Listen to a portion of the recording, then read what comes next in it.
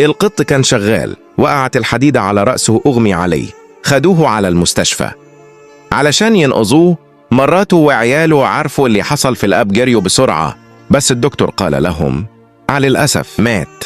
الأم الشريرة هتمشي وهتسيبهم وهتروح تتجوز قط تاني. أمي تعالي ونبي. متزعليش يا مياو، أنا معاكي، متخفيش. انتظر إذا كنت حزينا على مياو المسكينة. اضغط لايك واشترك في القناة واترك تعليقا لدعمها. أما إذا لم تفعل فأنت شخص بلا قلب أو مشاعر. القطط الصغيرة بدأت تأكل من القمامة. بدأوا يشتغلوا في غسيل السيارات. القط الطيب أحسن من أمها وأبوها اللي مات. القطة مياو كانت جعانة. أخوها الطيب راح اشترى فطيرة واحدة بس علشان مش معاه فلوس.